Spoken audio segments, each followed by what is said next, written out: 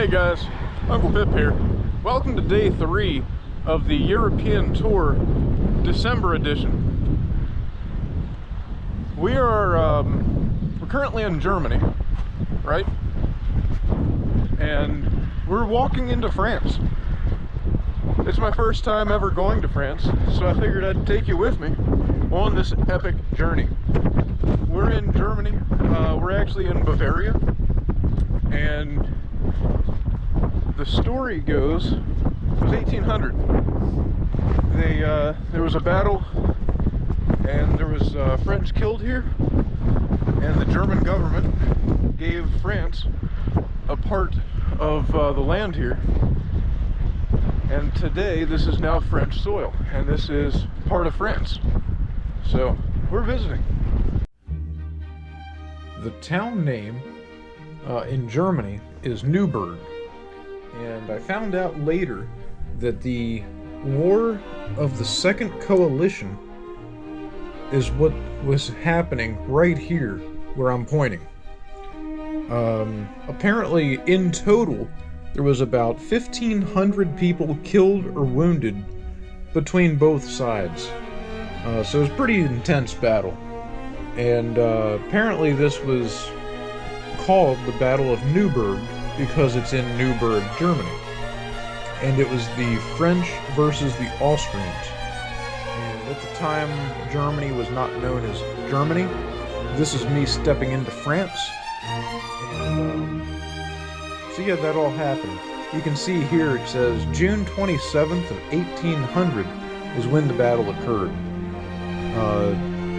The French ended up winning this battle, and the 1st Grenadier of France died on June 28th of 1800. You'll have to do your own research. His name is on this plaque, but it's in French, and I cannot speak it. I don't know how to say his name. But this here I'm pointing to is the battlefield in the Battle of Neuburg during the Second Coalition, or the War of the Second Coalition. And that's the town of Neuburg out in the distance. And here we are. That's Neuburg right there, actually. I had it flip-flopped. I was kind of behind. But, it was a nice little side trip. I didn't think that I would end up in French soil.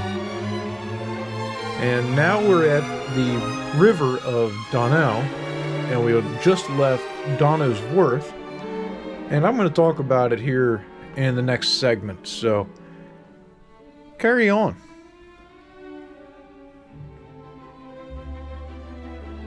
So that's not normally water over there. Just to give you an idea as to what we're doing, this is the Donau River, and we are pretty close to Donauwörth. And if you read the book, A Higher Calling, it describes near the end, it was the end of April of 1945, a Me-262 pilot, Messerschmitt jet fighter, from JV-44 took off from Lechfeld, and he came to intercept American bombers. There was P-51s came and attacked him, and ultimately he got shot down. This is the area that his plane crashed.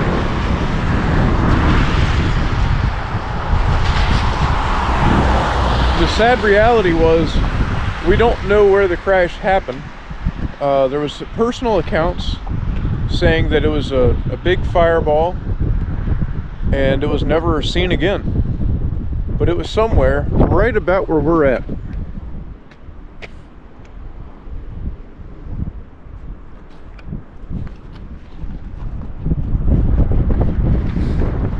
The final resting place for Günter Loswell. So now that we got back in the car from the river, we continued to drive parallel to this river, and we went to Oberthofen. Now this is a very small town in Germany. Not a lot of people come to visit, but here I am. This monument in front of us is separated from the top and the bottom. All of this is names and dates.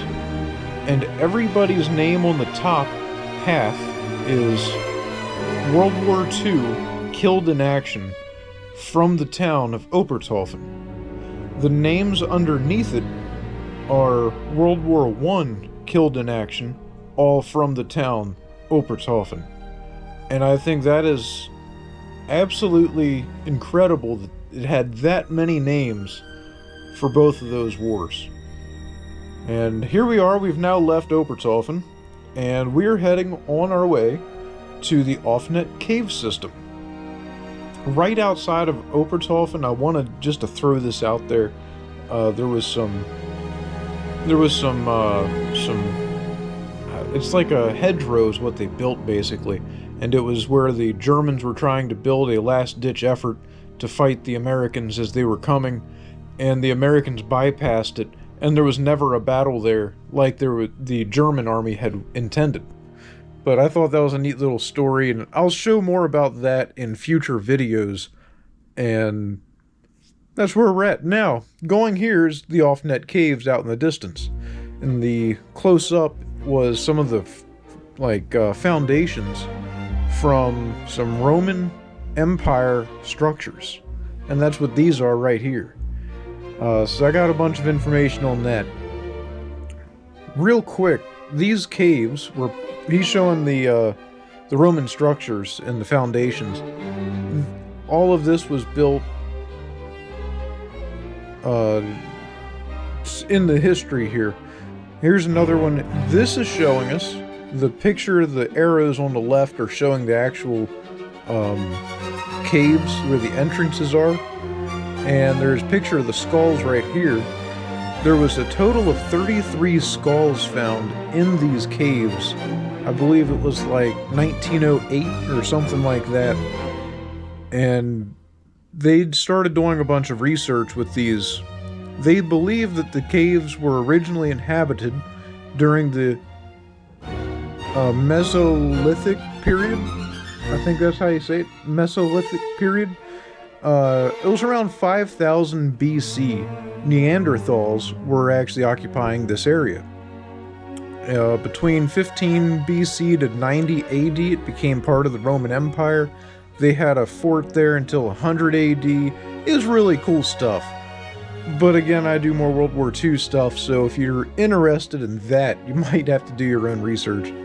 Now we're driving into the big town of Nordlingen, and we're only driving to the outskirts of Nordlingen. We didn't spend a lot of time there.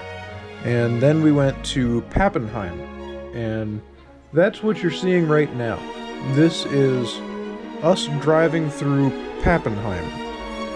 Now, I'm going to talk a lot about Pappenheim and the roads that we're taking that leads us to another town called Meilenhofen.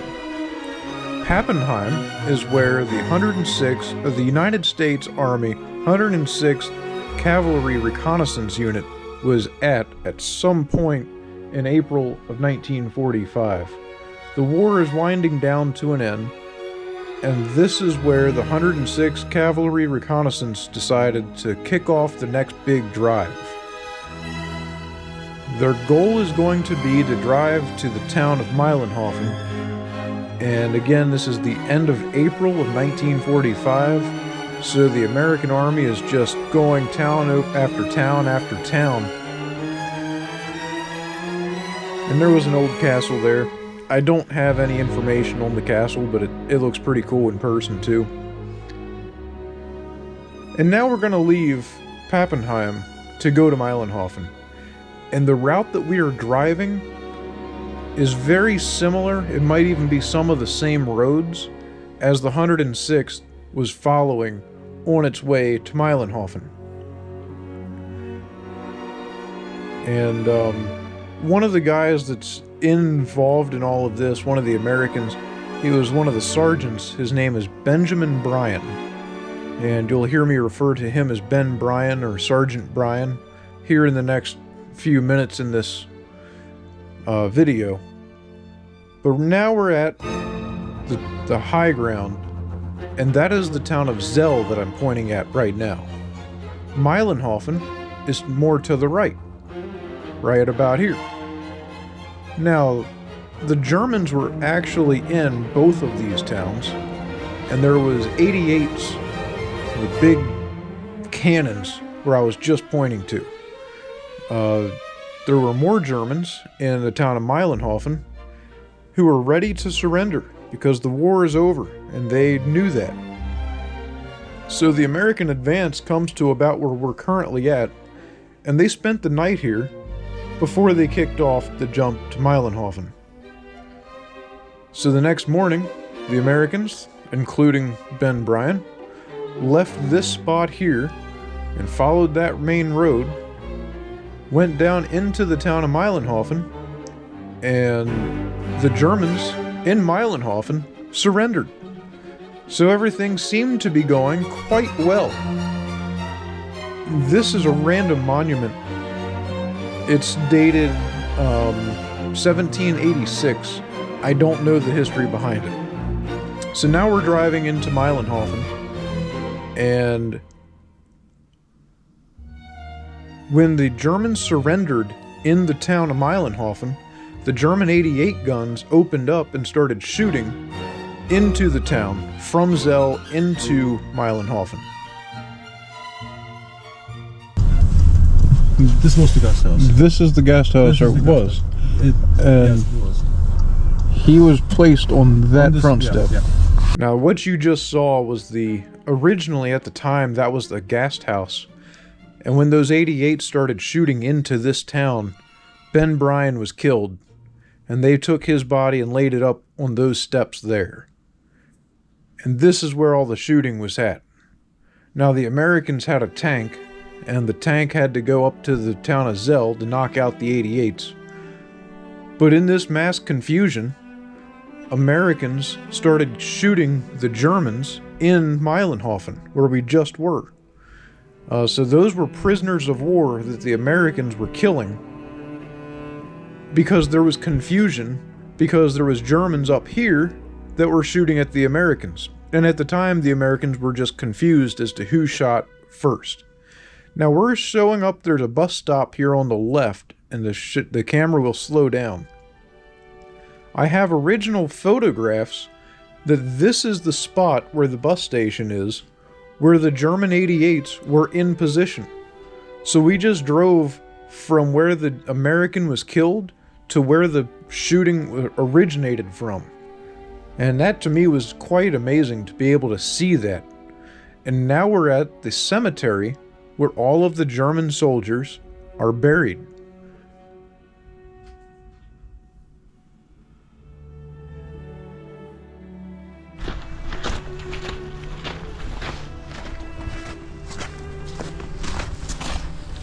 We're going to a teepee. So now I completely switch gears on you. Now, that was quite a small skirmish in the grand scheme of things, but to me it's quite a big battle because it's the end of the war and all of those people died for seemingly no reason. And that's the worst part of it all. Once we were finished in Meilenhofen, we went to the next town over, and to a real small town in Germany called Gammersheim. And this is a random North American Native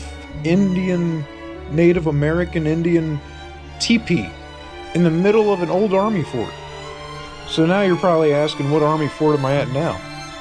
And this is the former Fort von der Tann. It's a 19th century fortress that was part of the Ingolstadt fortress system. And they had these types of forts strategically placed all around Ingolstadt. After it was built, like I said, 19th century, I believe it was like the 1880s, and they used it through the 1890s, and I want to say early 1900s they stopped using it. After 1945, the United States Army decided to blow it up, literally for no reason. So that's why it's just kind of in ruins today. And they turned it into, like you saw earlier, a play area for kids. And it's just a public park. You can just go there and walk around, look at some of the ruins. There's a fireplace here. I mean, it looks like people still use it. So it's interesting. If you're ever in Ingolstadt area, I do recommend you find Gammersheim on a map and you go and visit. It was quite neat. And that slide was quite large and I liked it. So, it's kind of getting close to the end of this video because right now I'm walking around the entire fort just to show you the perspective of how big it is. And that's the teepee there on the right. And that's just a really big hill. It would have been perfect for sledding. When I first landed, there was like 3 feet of snow, and then it got warm and everything melted, so you live and learn. There's always a next time. And later that night, we went to the Ingolstadt Christkindlmarkt, and that's what you're about to see. Ja, dit is niet echt oprecht.